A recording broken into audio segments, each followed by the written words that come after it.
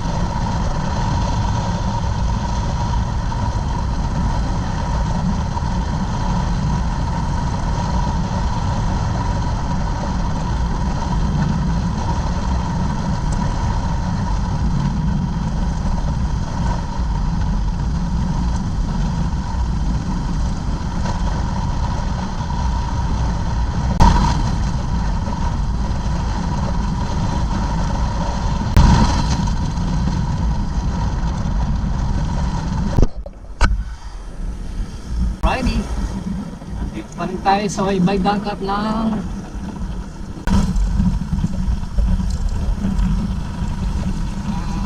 highway. Hingit na natin mamaya yan. Saan natin itagay na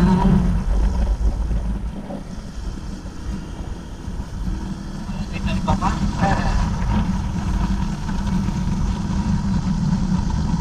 Malayo pa tayo ha.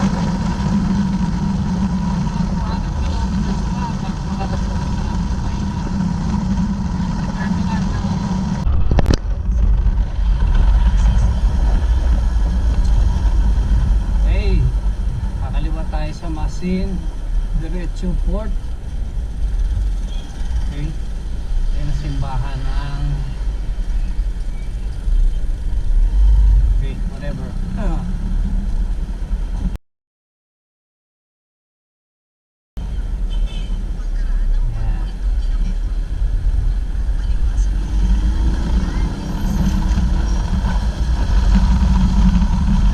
Okay, so pumunta tayo ng Masin.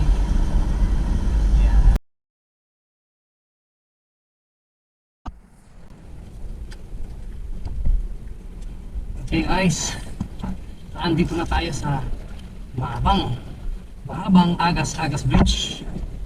Alright, so umitumpo na ako dahil pagod na ako eh. Every 3 hours pa tayo. Hindi lang mataas ng Agas Bridge na to, no? Napakalalim pa. Yan, no? Wow, uy!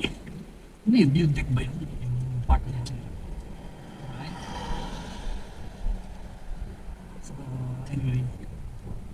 Pwede kong inom ng tubig. Ako nagpapahinga. Sakit ng pit ko yun na ano. Laging parang gusto na ako maghiwalay. Okay. Yay! Ang taas na lula. Parang ganito yung yung glass bridge, yung glass walkway. Yeah. Okay. Yan ang ating Enduro Honda. Ayan, so chin-chin lang. Hindi pa lang nakakalakarin. Bago. So ayan na pa yung Agas-Agas Bridge na ganito kahaba. Pero una ko nito 300 meters. Something like that.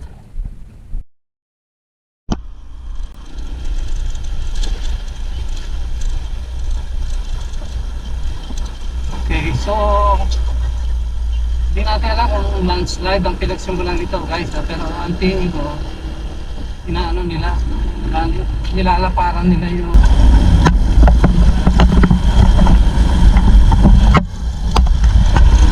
Suandako or Suandako Beach.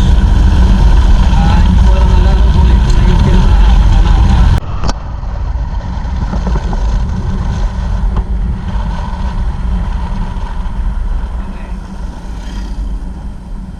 Sogod 4 kilometers, Masin 76, tama, layo pa.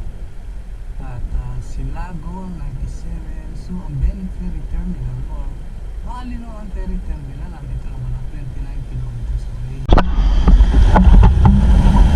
Okay, ano lang sa Pilipinas, talagang mayaman tayo sa dagat.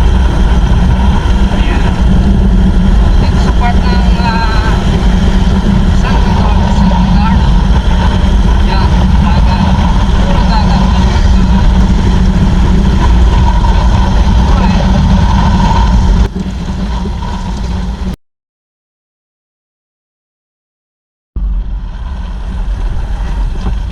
Okay, so ganito nangyari.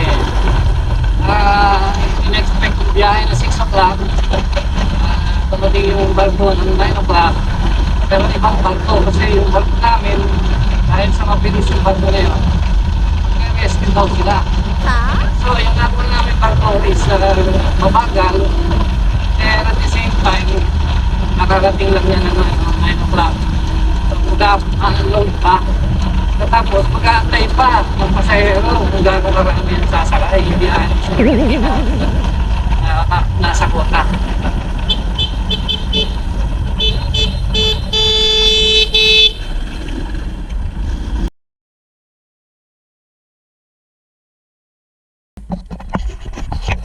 Sightseeing muna tayo prior to loading. Wow! Ayaw pa magsalita kasi hindi pa tapos. Pero ito na yung mga huling huling torture. Ayan. MV Georgia. Oh, medyo rusty. Welcome aboard. Ayan. Okay, so hindi naman pala napuno. Okay naman. So sana ang baka nakaparang ko.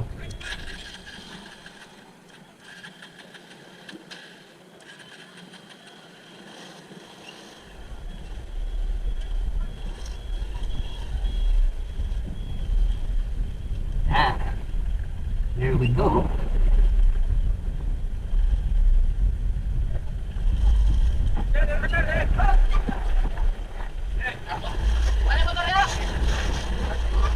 Ano yan? Magano'n o? Balik sir, balik. Patras? Oo, patras. Okay, okay.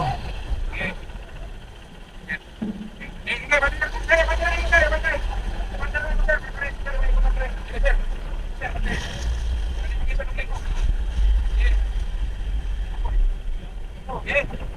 Ganun din, paano? Okay. Okay.